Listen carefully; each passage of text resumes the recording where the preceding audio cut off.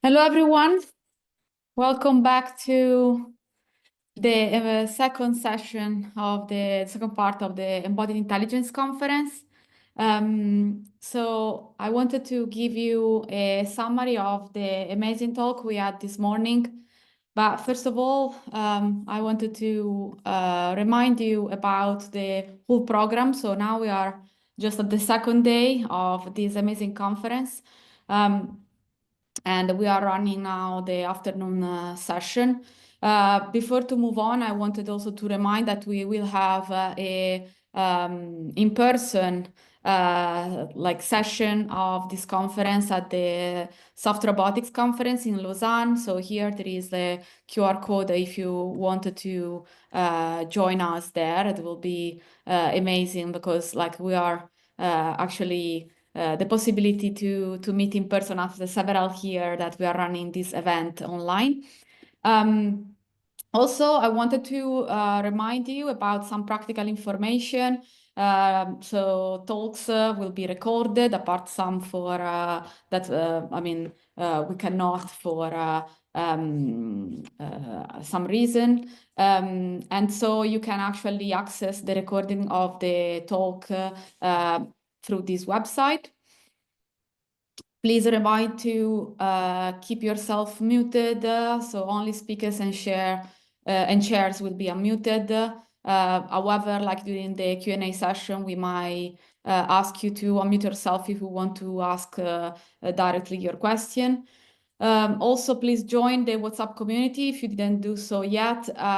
So here you can find a QR code for easy join, or here the link. In the WhatsApp community, we have several rooms, and you can also use the same community to tell us about any issue you might face in connecting with Zoom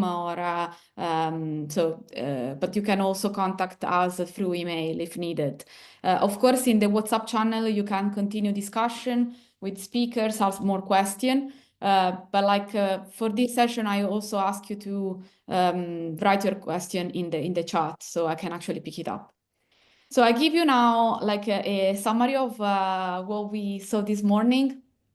We have an amazing starting with Hiroki Ueda from Riken University of Tokyo that actually gave us an interesting talk about sleep.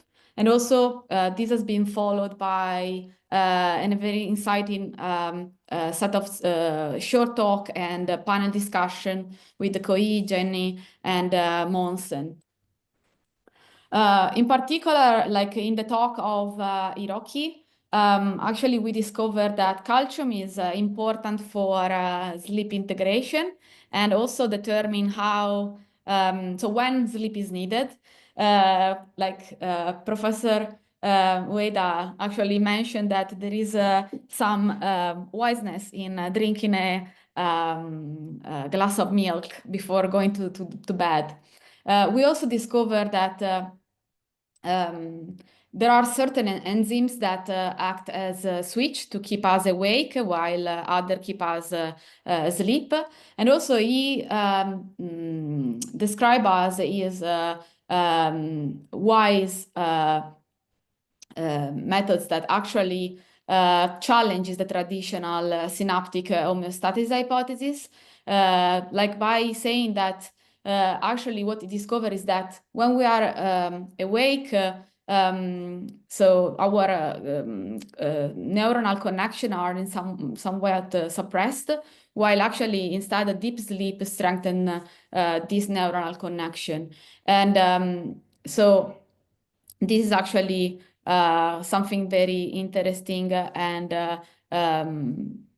to understand how sleep is regulated and how the mechanism of sleep is important for our learning as well.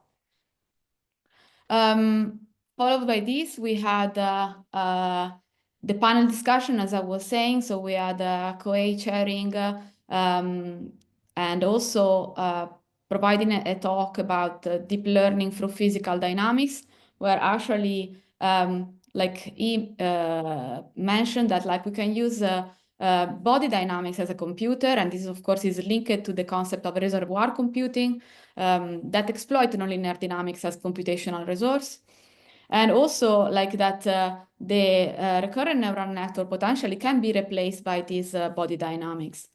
This talk has been followed by the talk of Jenny Herrera, that is the program director of the new ARIA funding agency. And she actually presented her opportunity space about smart machine need smart bodies. So this is actually a research program in embodied intelligence. And in particular, this program want to focus on and want to enable and fund the research that from one side, look at the hardware of our robots. In particularly, there is a dexterity focus, because it's been found that dexterity is a bottleneck for a lot of tasks that we would like to do with our robots. Also, Jenny mentioned that there is, of course, needs for better components, but also algorithm for co-design of control and body morphology. After Jenny, Mohsen gave a talk about embodied interactive visual tactile perception and learning for robotic grasp manipulation. And he mentioned the importance of the embodiment in tactile perception, but also the fact that we need, of course, multimodal information. And he showed his work about cross multimodal perception. These talks have been followed by the panel discussion, and in this occasion, Arsen also joined us. The main takeaway of the talk is that, of course, the body performs computation for a specific task and in certain ecological niche. And this is also crucial for tactile perception, because actually the embodiment is part of the perception mechanism. In particular, its morphology and capabilities, of course, are enabling certain type of action exploration that influence our tactile perception. And so perception, action, and learning should be in somewhat integrated. We also discuss the fact that, of course, specifically for tactile, we need to design the technology with the body, or that the embodiment has also an important role when we design the sensor. And of course, we need to adapt the design of the technology with respect to the embodiment that we have at hand. Of course, Mohsen mentioned that skills can be transferred from different embodiment, but of course there are some aspects that cannot be transferred. And so so perception can be somewhat different between embodiment.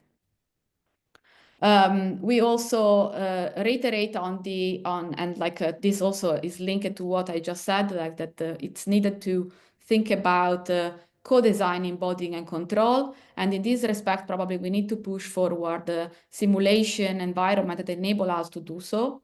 And that we need also to look at multimodal information because this is actually crucial to compensate lack of information from one modality with other modalities. So Mohsen in this perspective was showing how we can have two different embodiments, one with cameras, one with tactile sensor, and how they can collaborate to have a better understanding, awareness of the environment, and getting all the information, not just geometric, but also physical of the environment.